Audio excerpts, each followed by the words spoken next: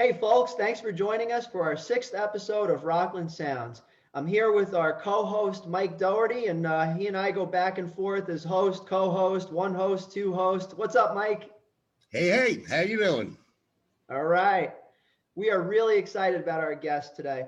So as a background, we've done 5 of these, and you can check the rest of them out on YouTube. Just do a search for Rockland Sounds, all one word, or you can go to rocklandsound.com and look at the videos.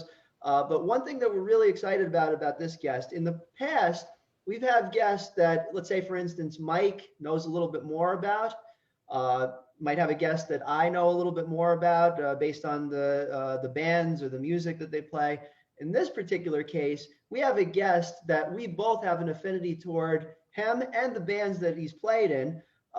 Please welcome Simon Wright from AC/DC, Dio, UFO, and several other bands, and hopefully we're going to have a great interview.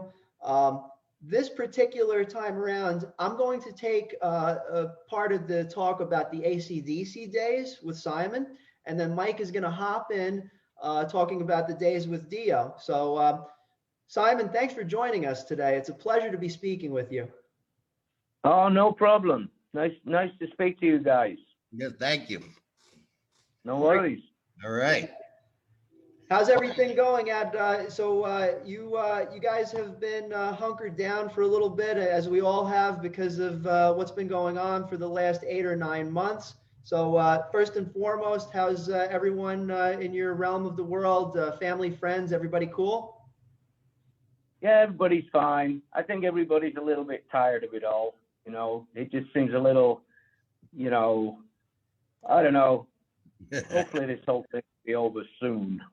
I hear you. Yeah, we're hearing some good news over the last few weeks, so hopefully that'll continue to move forward. Well, we're glad that you and family and friends are okay. We also appreciate the time that you took to be here today. We always like to start the interview with a few questions that, Simon, I'm sure you've heard over the years, and Mike also asked something that's really important in terms of where we really first started our musical influences, and we have our own and such. So are there any early bands or early musical influences that kind of you realize like, I might want to be doing this for the rest of my life? Yeah, there were quite a few. I mean, especially in Britain, when I was a kid growing up, even before my teens, there was a TV show on British TV called Top of the Pops. Oh, yeah. And they would have all sorts of different, it was mostly pop, but now and again, they would, Thin Lizzy would be on there, or UFO, or Judas Priest. And, I kind of saw that and I thought, that looks pretty interesting, that, what the drummer's doing and all. And, it kind of just grew from there. But that was really our only outlet to music, really, unless you go to the record store and stuff.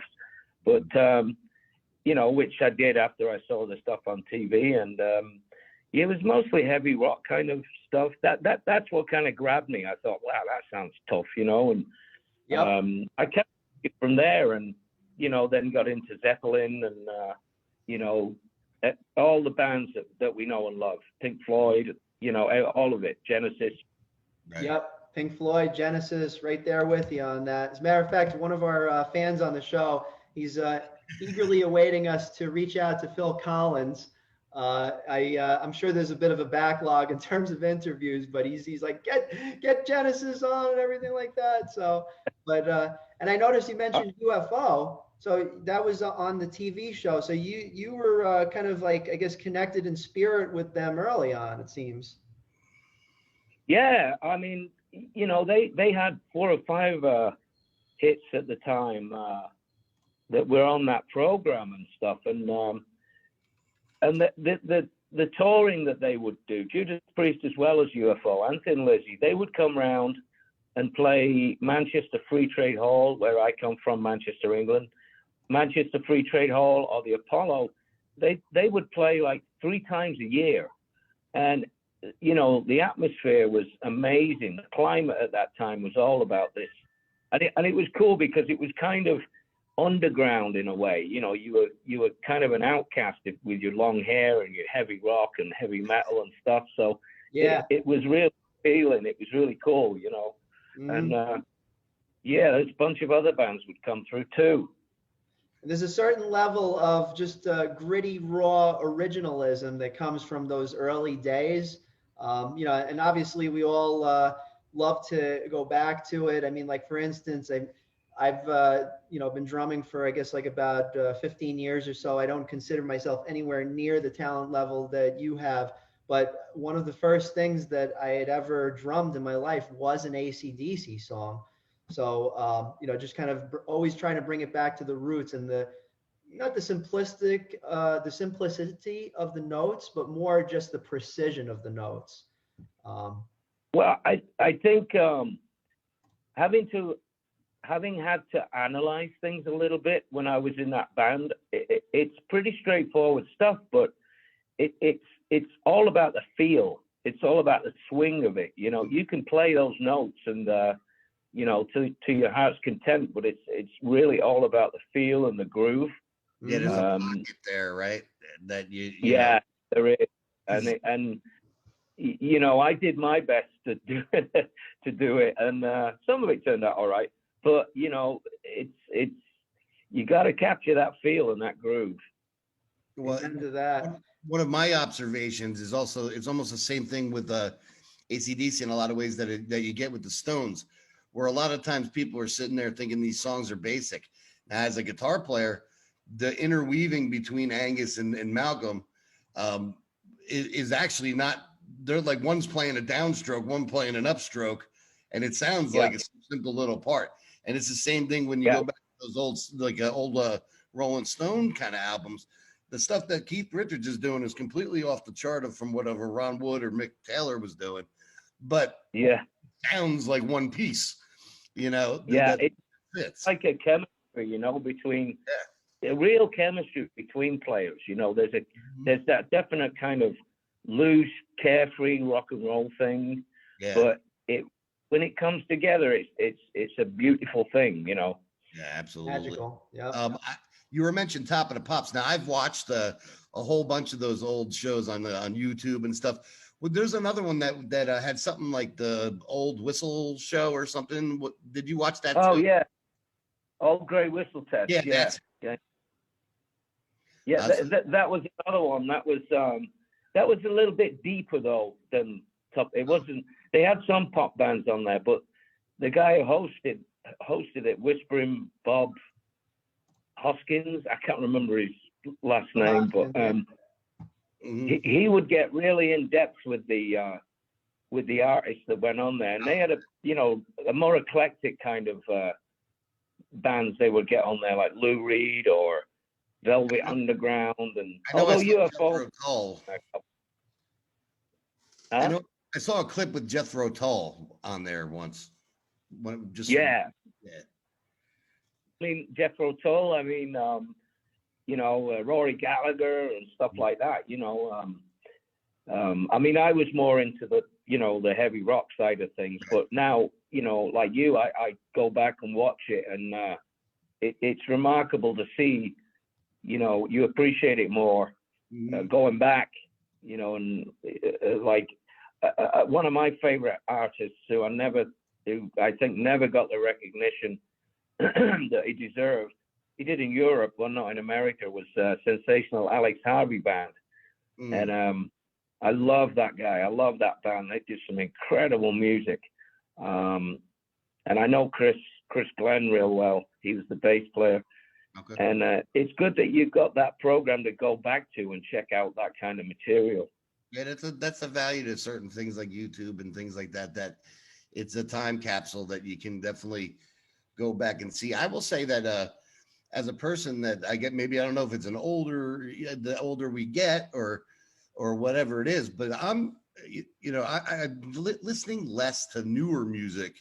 Not that I don't check it out and try to stay current and stuff, but the farther I go back and the more I seem to find that the stuff from back in the day actually sounds more vibrant and fresh now than new stuff sometimes.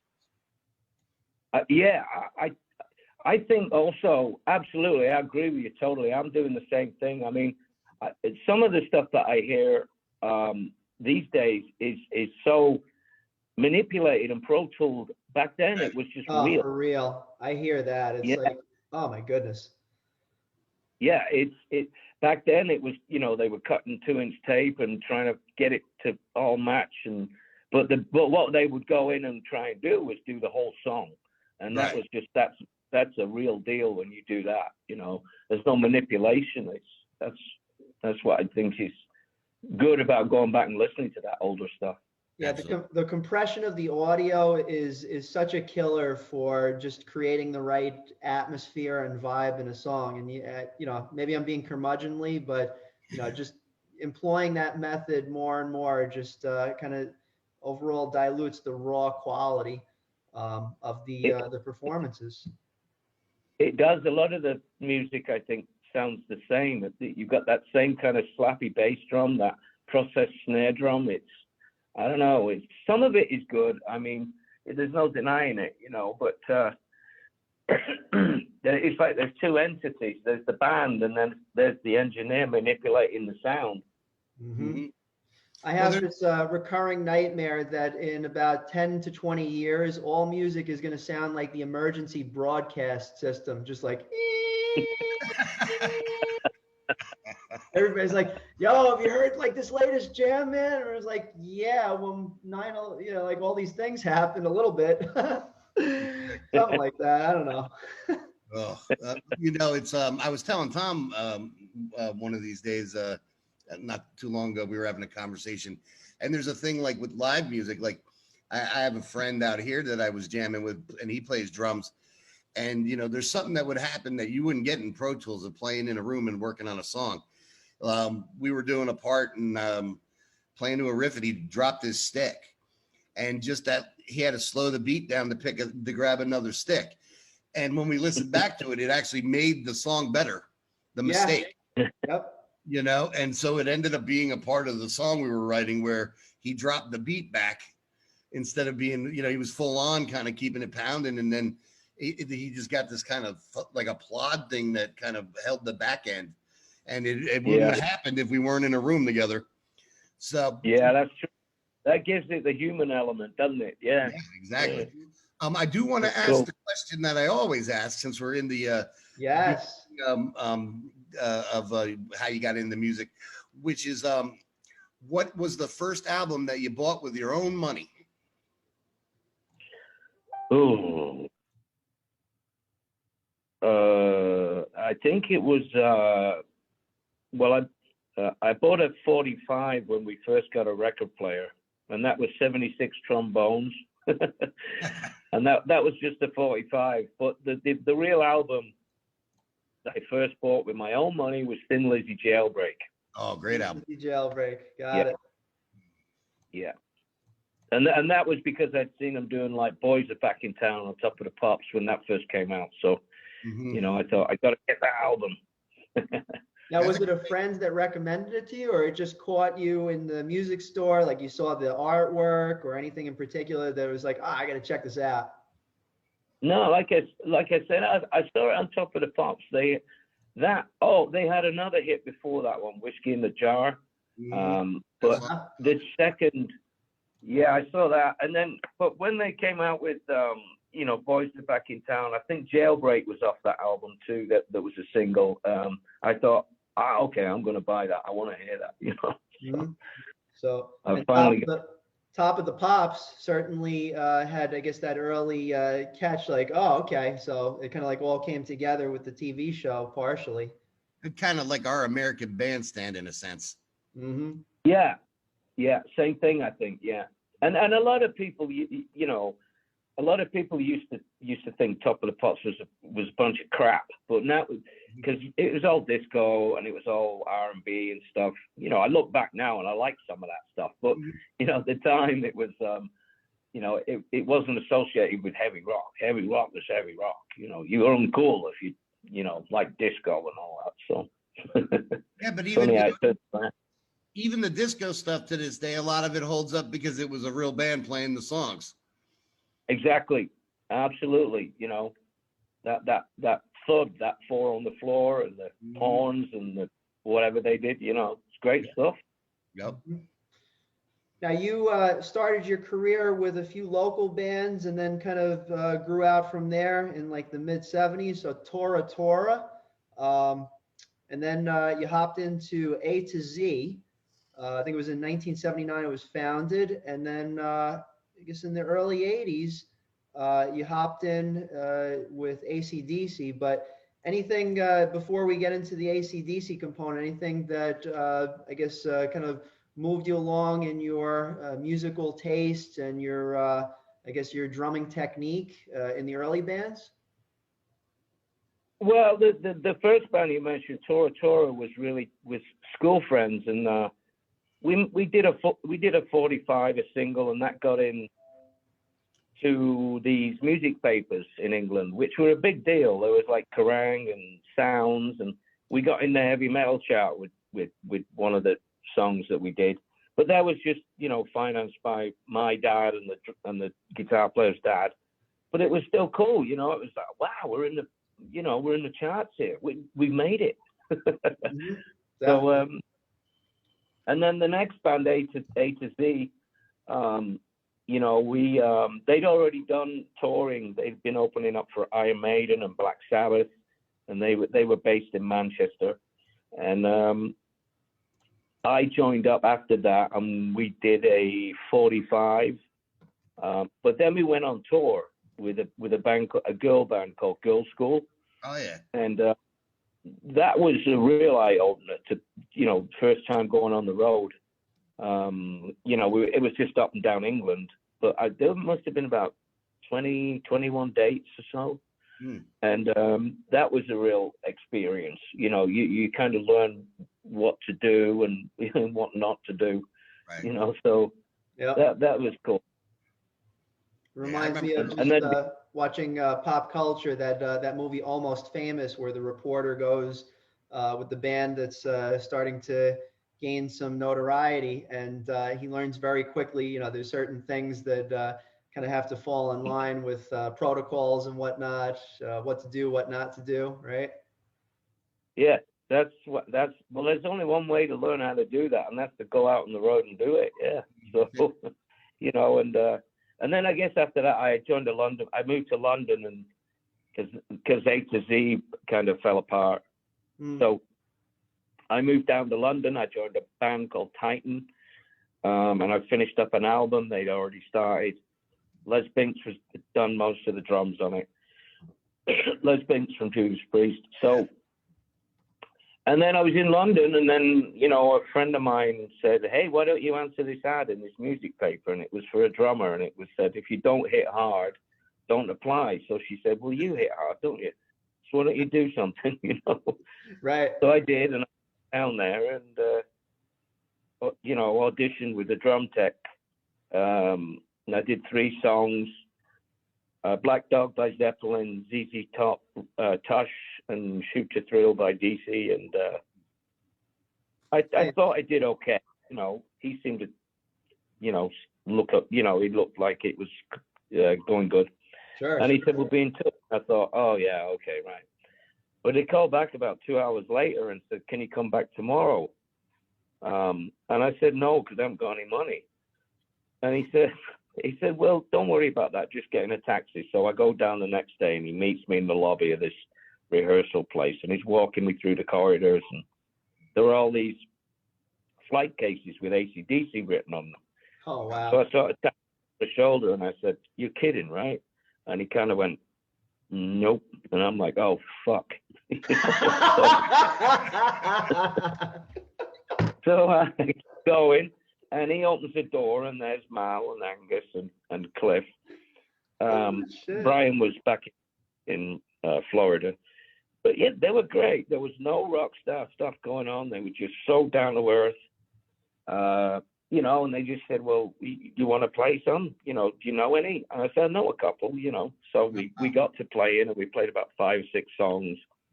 And then we stopped, and they kind of,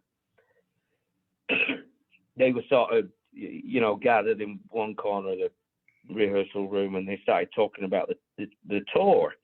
And I'm thinking, should I leave now or what? I mean, this sounding like a really private, business-like conversation. Yeah. So I sort of leaned over to Mal and I went, God bless him. I said, Matt, does this mean I'm in the band? And he said, yeah, it looks like it, doesn't it? So I'm like, I couldn't wait to get out of there. It was, so I could call me dad. And I was gonna say, what was that like? That first, oh yeah, I'm gonna jam with AC/DC. Like, in my mind, that would be like try not to f up and just play the song and that sort of thing. But what did that feel like? It was well, there wasn't time. There wasn't time to really. It just kind of happened. There wasn't time to freak out or fuck up. You were just like, okay, we play then. It felt great. I mean, the minute we started playing, you could hear, Angus and Malcolm is solid. And Cliff just was amazing, solid, and it was so easy because it just fell into place because they know exactly what they're doing. Right. Yeah. It seems like they were very friendly from the get-go. It wasn't like they didn't put anything upon you that made you feel like you weren't a part of the musical experience, just jamming out. So they're like, no, they were just really. There was no superstar, rock star attitude or anything. It was just, quiet spoken. Hello, mate, you all right? Kind of thing, and just got down to it. I was amazed. It wasn't, there was nothing awkward about it. It just seemed really easy. Sweet. I will say one thing. For obviously, you have this perspective where I don't necessarily have it, or Tom yet. When you go into a situation like that, the beauty of you auditioning, playing your drums, which is something you love, is probably a lot easier than being like, I'm going to work for some Forbes or something, and it's a pressure thing because of a sales job or whatever, where you're going in and you got your drum kit to keep you confident because that's your passion. Well, I don't know, maybe I don't know if one of those Forbes guys can play drums. I don't know. But even that would be whether it be auditioning for AC/DC or anything, I don't know. Everybody has a different skill. You got to be able to, but don't, nobody is the best. We all know that. So I just meant the comfort go in, of just go in with confidence and just go for it. What the hell, Definitely.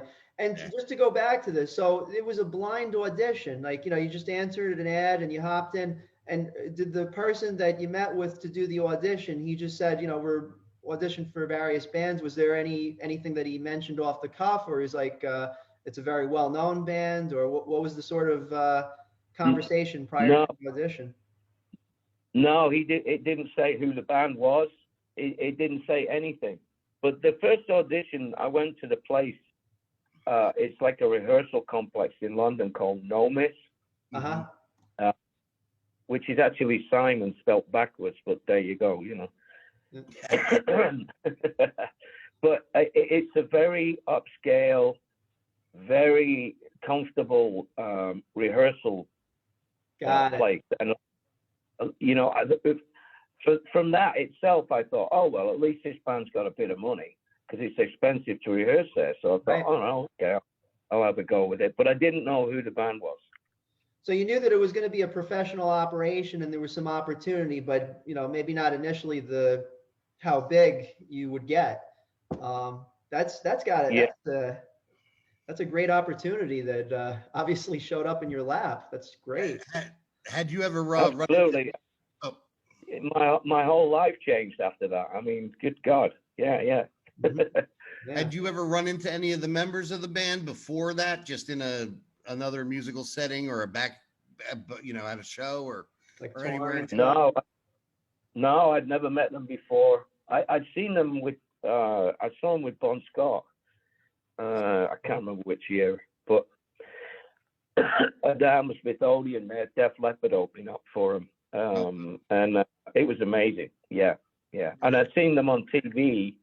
There was another program that came along after Top of the Pops called Rock Goes to College, and yeah, me and my dad sat there watching this, first seeing AC/DC live, and we're just like, what the hell is this? You know, Right. it's like, yeah. So no, I never met before. You were on with AC/DC for 3 albums. One of them is one that I certainly tuned into when I first started playing drums. So you were on for, if I'm not mistaken, Fly on the Wall, Who Made Who, and Blow Up Your Video. And Who Made Who was, I mean, just for me, just an absolute classic. And you'd actually re-released certain songs that came off of the, the original Back in Black album. You guys re-released You Shook Me All Night Long. You re-released Hell's Bells. So, and quick story, I left my house when I was like, 26 years old, and I was crashing at my friends for a few weeks and everything. And that's where I picked up drums, just very basics and stuff. But that Who Made Who album was pretty much the first thing that I dropped into the tape CD, whatever the heck I was using at that point. And I was totally tuned in with you guys. Cool. That's cool. Yeah. Yeah, it was a bit of a, I was hoping there'd be more original material on the album. I really didn't have a say in any of that, the business side of it and what was what. And, I'm the new guy, but I'm glad you enjoyed it. That's cool, Tom. Yeah, absolutely. And then what I did was I went back in the catalog from there. So Who Made Who was really like, if you will, the starting point.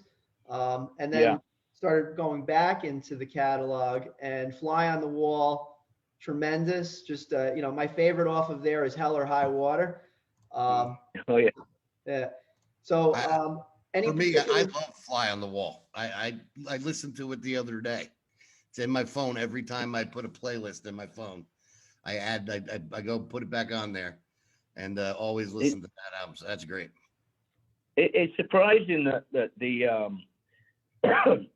it didn't get a great reception when it first came out, but I meet so many people. Not this year, obviously, because I'm stuck at home. But usually when I'm kind of out and about in Australia, Germany, or whatever, or wherever the hell I am, I get so many people come up and tell me about that album, how they love it. And it's, they reckon it's the best AC/DC album. And I'm going like, well, you have heard Back in Black, right? It's like, but I think that album has its place in the overall AC/DC kind of catalog. It was that era, it was that time. It's a little different sounding. There's not so much pop hit, catchy stuff on it. I don't know. It's just a different record and stuff, but it's amazing how many people like it. Yeah. Well, and you're speaking of Blow Up Your Video. That is an album that I went back to after the fact. And one of my favorite songs of all time of any band is Some Sin for Nothing. And I love that song. Like that's in my top 5 AC/DC songs. That's cool. Yeah, again, that was an that was great. I mean, it was great to do it. It was in a place in France called Studio Miraval, and it's the great thing about AC/DC is the whole overall catalog. One of the great things, and I think that the albums that I was fortunate enough to play on, I think we fit in pretty well. There's a difference to them, and it was a different time and era or whatever. And I'm just happy that people are kind of enjoying them at this time. Yeah, absolutely.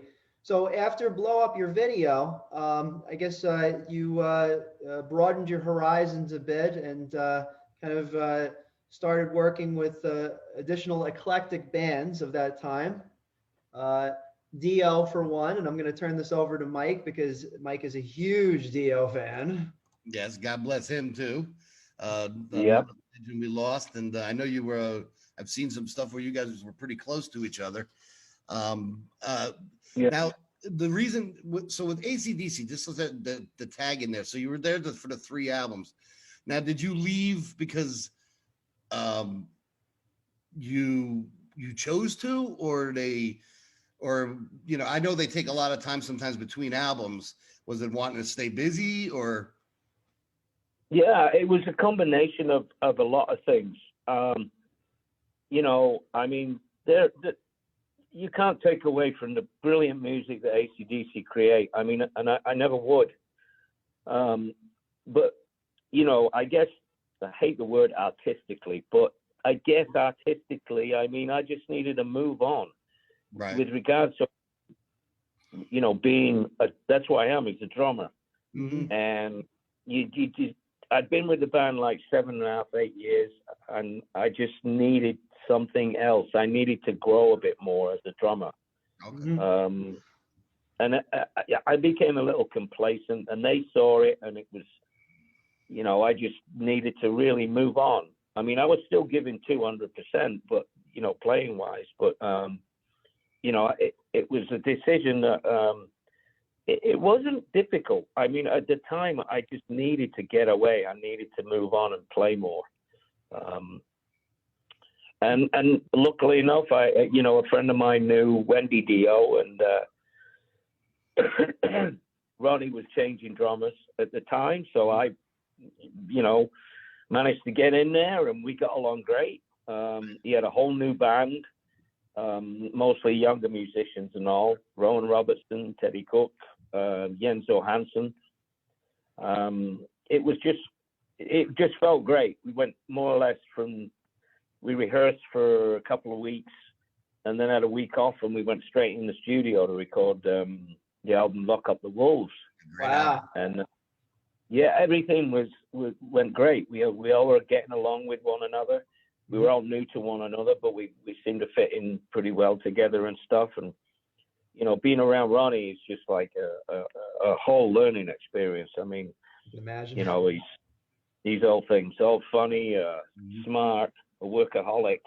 And another thing I loved about Dio was that Ronnie was all about creating and all about the music. Right. It was, let's try this, let's try that, kind of thing. It was really cool. It was really satisfying. And that I'd been missing that with AC/DC, because it was pretty much straightforward. I'm not knocking it, it's that's what it. Well, structure what we love. No, I'm sorry. Go ahead. Yeah, personally, I just had to move on, and it worked out. Meeting Ronnie James Dio was amazing. Yeah, I saw you multiple times with Dio, and every time it was amazing show. I liked how you threw in some of the Rainbow stuff as well, from back in his catalog, some of the Sabbath stuff too. It was never anything that was lagging in that band. I loved the albums. My favorite, probably out of the ones that you're on, was Master of the Moon. I think that one, just like they were all great. Killing the Dragon was great. The Magica, that was an interesting record. That was very creative, that record. There was just something old school that it kind of got that whole, like almost all the Dio sound from all the years kind of came through on that Master of the Moon record for me.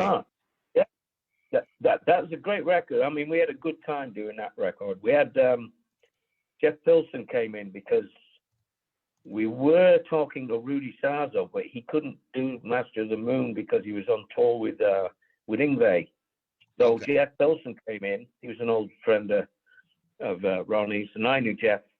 So it was a great creative time. Jeff's like running around the studio, going crazy, and it's amazing. Like the Duracell bonnet. Great producer as well as a musician.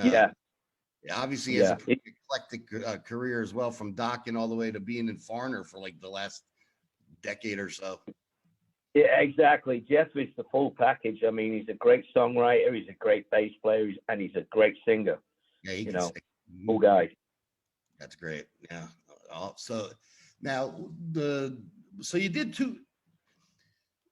It says on Wikipedia, so now that's why sometimes you can't always get sometimes Wikipedia is just completely off. It says you did the stints with Dio, like you were there for like a year and then came back. Was that because of the Sabbath, like a reunion with Sabbath or something? Yeah. We did Lock Up the Wolves, and we toured that, and then he got an offer to go back to Sabbath after that. Okay. To do what's it called? Dehumanizer. Right. And we all wished him well. I mean, and it's obviously he can do whatever the hell he likes, but he explained to us what was going on. He'd had this offer, and he'd been talking with Geezer and Tony, and we did nothing but wish him well. I mean, it was a shame that the band had to just, he said he was coming back after I do this Black Sabbath album. We're going to reconvene, so to speak. And, unfortunately that didn't happen. But no, he ended up going off doing the brilliant album, Dehumanizer. It was great. But it is a shame that we couldn't have carried on a bit more with that band, because we were getting really tight. And it would have been interesting to hear some of the songwriting ideas, because there were some brilliant musicians. Lock Up the Wolves band was a great band. That's a great album too. It had, like, if I remember offhand, I know it's in my phone as well. They had the songs like "Hey Angel," right, and stuff like that on it. Yeah, it had some more commercial stuff on it, but it also had some really, there's some deep stuff on there too. I think, like Between Two Hearts, My Eyes is pretty cool. Right. And it was a great time doing that album. It was really refreshing. As you reconvened with the Dio band and Ronnie, did you ever, as you ended up being there a while, did you ever have any any influence on, say, the business end of the Dio band, or building or working on the songs, like as far as a songwriter? He did make me a songwriter on some songs. Okay. But that wasn't until Killing the Dragon. Okay. Gotcha. I think I've got a couple of songs on Master of the Moon. It's because we spent so much time together in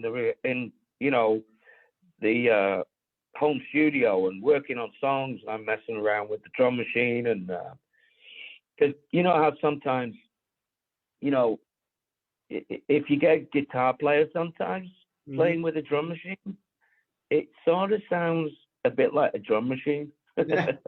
Right. Yeah. So, well, it's like those little minor aesthetic changes that, like we talked about before, just having just a little flair in there, Yeah, and also sometimes guitar players put stuff in there that is impossible to play for a human drummer. It says here that you played on "Living the Lie" and wrote the songwriting credit. I mean, "Living the Lie" and "Death by Love" off that album. That's right. Yeah, we were messing around with a lot of the songs and stuff, and he said, "You deserve this." So there you go. And I was like, "That's great, magic." Yeah. cool. Definitely a solid body of work you're picking up there as we were going down the line there, Simon. Yeah, it was great. It was great fun, but it's hard work as well. But I enjoyed all of it. And some other, full circle, UFO. Had some albums with them, and anything, Mike? Maybe you mentioned about some UFO days and whatnot. Actually, to be honest, I'm getting into UFO a lot more now. They never kind of clicked with me initially, and then there's a lot of people that keep mentioning them over and over and over and over. So they started. I picked up some stuff from them, and I've been watching some old concerts on YouTube and different things, and I think they're still around in some version, or they were recently. Yeah, they were. They still are. Yeah, but they didn't get. They were on their final tour. And in this state, and Phil Mogg was going to retire at the end of the tour. But unfortunately, COVID hit when they were doing the last tour. So. Oh man. But they're amazing. I mean, you should check out "Strangers in the Night." That's the live album. And there's a few more in between there. I think they've released like 30 albums, something like that. Oh my goodness. Prolific band. Yeah, absolutely. I mean, I was in UFO from 95 or middle of 94 to beginning of 98. And it was amazing because it was all the original members, except me. That's Michael cool. Schenk, Bill Mobb, Pete Way, Paul Raymond. So, you know, that was a big high for me too. You know, it was great playing with those guys. You know, Definitely. It's definitely a legendary cast of characters there. Absolutely, and what a cast of characters they are. Oh yeah. Well, they're a lot of fun. That was a crazy time. Even in between, you also did some collaboration with some various bands, and I'm personally interested just because of the name, because I honestly don't know too much about this band, but Rhino Bucket. Yeah, Rhino Bucket. Yeah, they're a more you know, people would say they're AC/DC influenced, and I think that's fair to say. But they have their own kind of way of dealing with things. They're you know, they're kind of, the lyrics are kind of cheeky, like Bon Scott's lyrics and stuff. But a friend, you know, recommended them, and they were looking for a drummer, and we met up, and we instantly kind of clicked. We had the same sense of humor. They were cool guys, and it just sort of worked out. I think I've done like 3 albums with them now, Okay. but that was back then. Unfortunately, the band is no more. George, the leader, decided to call it a day because it was getting too difficult to, you know, make money and make the band financially viable. So, Yeah. but great band.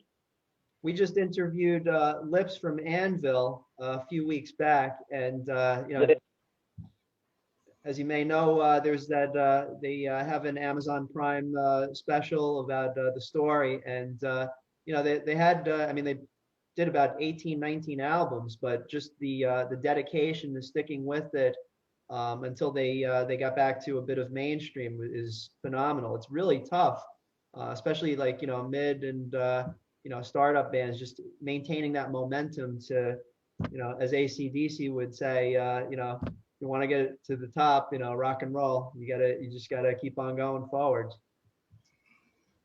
It's true. It's a very good adage. Absolutely. It's true. But sometimes, you know, you get beaten down. The grind becomes too much of a grind, really. And plus you've got other people who are relying on you.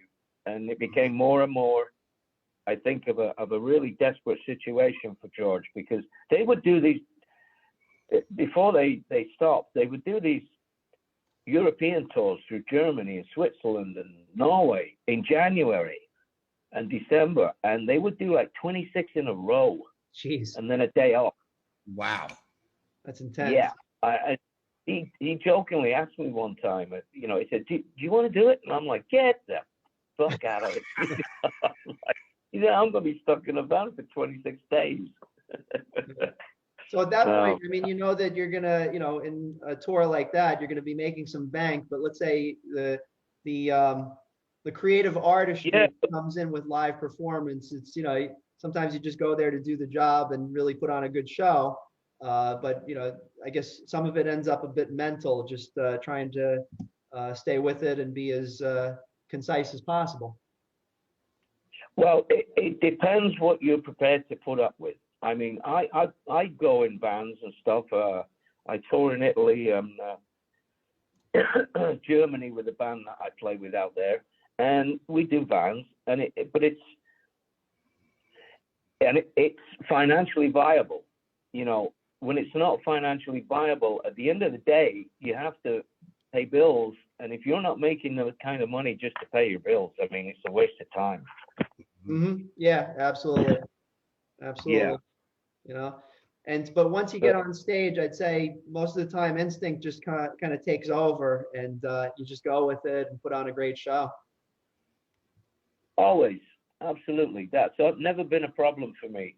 I'm pretty sure anybody who loves playing drums or loves being in a band and loves playing live, you know, that's what it's all about. All the other crap in between, the driving, the, you know, however you're traveling, and the waiting in airports that we used to do, that's part of it. But it's also a big downer. But you got to do it to play those 2 hours or the hour that you love doing. Absolutely. Yeah. Okay, a lot of self-sacrifice to achieve your goals in a line of you know, in a career path such as music. You know, probably, you know, taking a toll on families and everything else with the time away and all that as well. But you know, when you have a passion for something and a gift, you know, put it this way: if you, speaking of you know, baseball or somebody having a talent, you take a look at somebody like Jackie Robinson, who had a love of baseball and the hell he put himself through just to believe in himself. So you know, but look what he achieved in the end. So you know, you've definitely been a person that's made their mark and has influenced many a thousand of people or more, I'm sure. So you know, I think you should be proud of yourself there, because it's definitely like I said before, you've played on some quality records, my friend.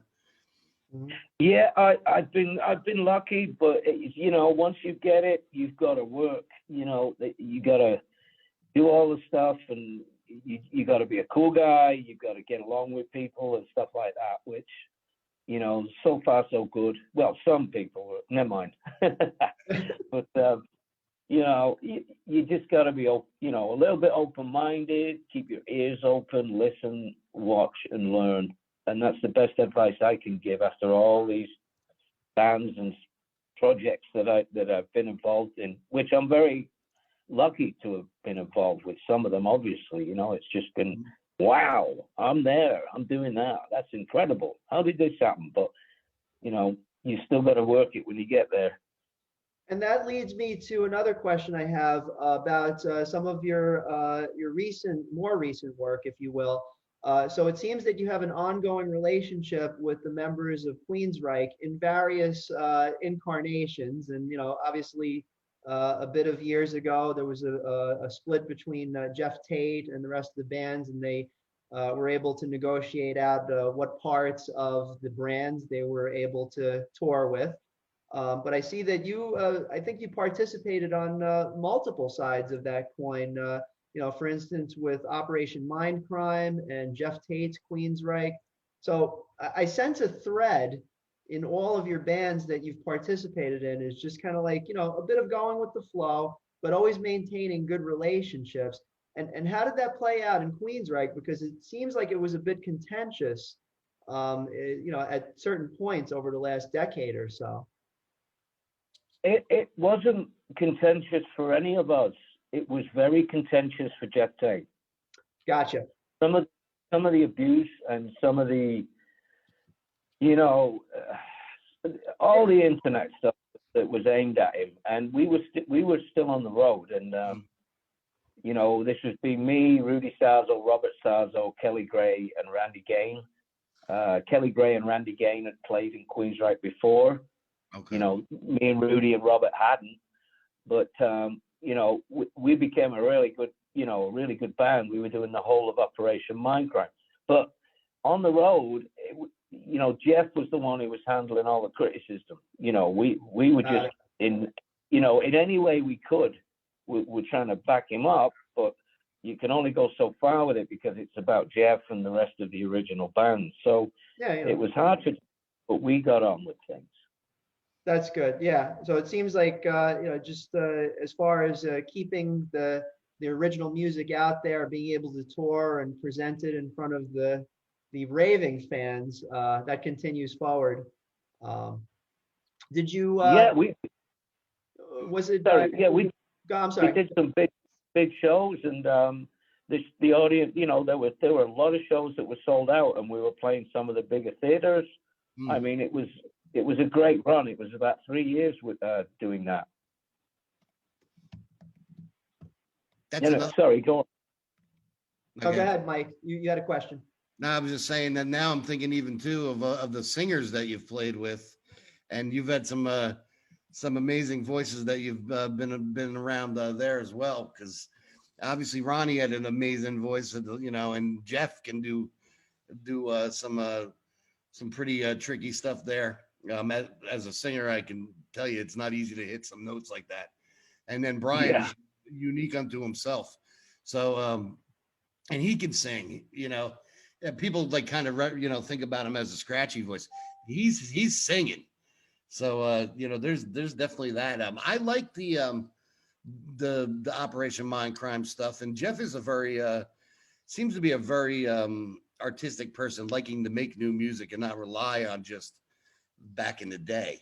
So Yeah, he does. I mean, he never likes to really sit still. He's always trying to create something new, and it's admirable. He's always trying to invent some kind of like new way of doing stuff, and creating. And he was working with Kelly Gray, who's a fantastic guitar player, right?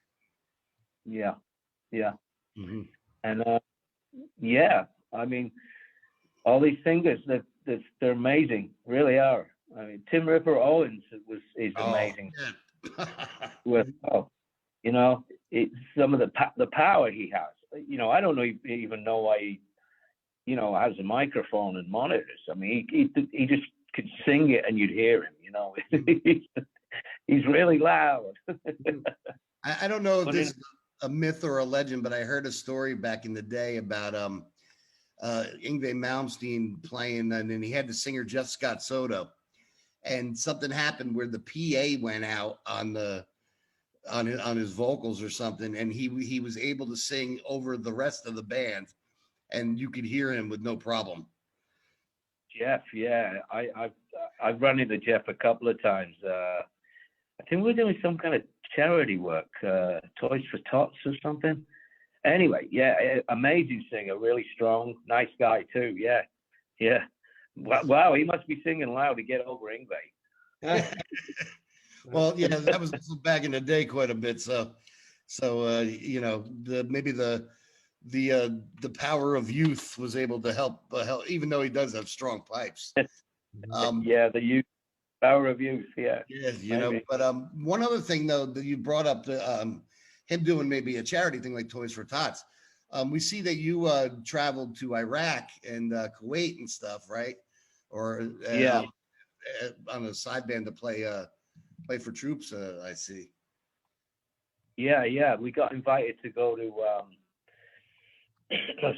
Iraq, and we went through Kuwait, and it was for the armed forces. And yeah, it's amazing when you're there. I mean, the people, the troops that you meet and the people, they're just so dedicated, and you can do nothing but, embrace it. You shake their hand and give them the best you can give them. And it was a band called Big Noise, and we were doing it. Was Phil Susan, Jolin Turner, and Carlos Cavazo, and Alex Bubenheim on keys, and we were doing AC/DC, Quiet Riot, Aussie songs, and they were just loving it. I mean, and we just loved doing it for them, because those people are like, the best. Absolutely. It sounds like you're doing a good thing, and it's a lot of fun. So that sounds like it's a blast. Now, moving into currently, you're working with It's Heaven and Earth, right? Yeah, that's one project. There's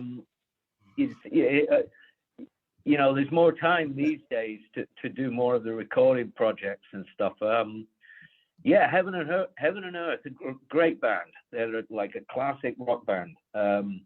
Classy stuff. My friend Stuart Smith is the guitar player. I've known him for quite a few years now. And they released 3 or 4 albums before this one. And Stuart asked me to come on board and do this one. And I said, great. Yeah, no problem. I know the bass player, Lynn Sorensen. He played with Paul Rodgers and Bad Company. And I know Lynn. So it was really easy. It was playing with your friends and stuff. And we wrote a bunch of stuff together too before we went into record, so that was cool. And besides that project, I just started another one. It's called Of Gods and Monsters, and the singer is Kevin Gooch. The singer. I don't know whether you know him or not, but he's great, really nice guy. And that's going to be me Bjorn England on bass, and Ira Black on guitar. Oh wow! I go in to start recording on the 16th and the 17th, so I can get the drums. That's nice, early badass. And if I'm not mistaken, hopefully I have this right. Please correct me if I'm wrong. If anybody would like to connect with Of Gods and Monsters, I believe it's on Facebook at facebook.com/Of Gods and Monsters Music. I'll post a link into the video. So cool. Yeah, totally. So we're just rounding out toward the end of our time together. Let me chime in 1 second. Sure, so sure. Doing that, there's also Heaven and Earth Band.com to promote them as well. Heaven and Earth Band.com. Yeah, the album should be out I think March of next year on Frontiers. Yeah, the great melodic rock record label they are, and very supportive of even some of the older bands that are still around, hanging out, keeping it alive. And Simon, for the recent work that you're doing, and for those of you that are listening in, you can check out the Of Gods and Monsters Facebook page at facebook.com/Of Gods and Monsters Music. Mike, I believe you have the link for Heaven and Earth. Yes, heavenandearthband.com. So you can check out the music that they've made before, Simon, and the upcoming project that Simon's participated in, and enjoy their music there as well. That's really great. And Simon, are there any other projects, and not even music related? I mean, you obviously participated in helping to keep the spirits up for our troops overseas. Any other endeavors that you like to devote your time to? Not really. I mean, I got to do a lot of work on this new house, which I don't mind doing. Yeah, I hear you. But it's mainly, I'm not, it's like a lot of the gardening and stuff like that, which I really enjoy. It's really peaceful and gets you away from all this coronavirus shit. Yeah, for real. I hear you. So you said gardening? Yeah, digging up and replanting and irrigation. So, yeah. My girlfriend and I, we like to grow tomatoes. Oh, yeah, tomatoes. Make the sauce. Yes. Yeah, like a paisan, I'm part Italian, she's part Italian, and but then the other half on her side is Irish, so she just reminds me of that from time to time. Pint of Guinness, that'll work. Yeah, that's my household. Pint of Guinness while you're growing the tomatoes. That's right. That's my house as well. As I'm Irish and my wife is Italian, so we got to go. Right. Yeah. I'm just British. Huh? You're British, yeah. Well, it's nice talking with you guys. Same here. It's I mean, this has been a wonderful time with you. We didn't expect to go so in depth. I know you have a lot of different projects going on, but I mean, this has just been just an honor to be connecting with you on Rockland Sound. Some interesting questions. Thanks, Tom. Thanks, Mike. You're welcome. When the music pieces come out for both, please send over some links, and if you want to hop on the show again just to talk about the the structure of the songs, or really anything you want, just feel free to come on back at your convenience. Appreciate it, Tom. Thank you, man. We'll see how things go. Thank you, Simon. I have one quick question, if you maybe would oblige us. Sure.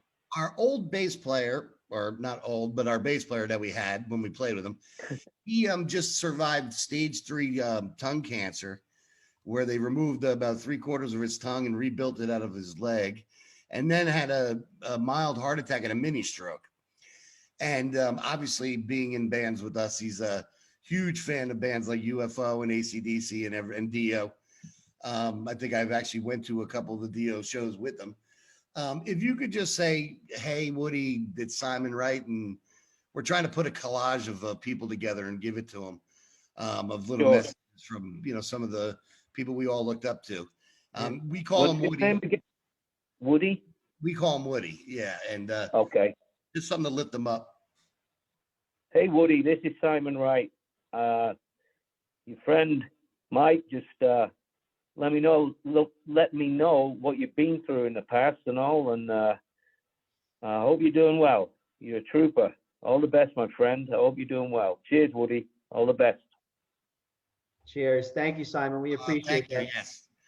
Trust me, Sure. that's something. He's a tough guy, and I sat and talked to him. Yeah, he sounds it. Yeah. Yeah, I talked to him in the hospital the day he found out he had a mild heart attack and a mini stroke, and he's learning how to speak again with his tongue.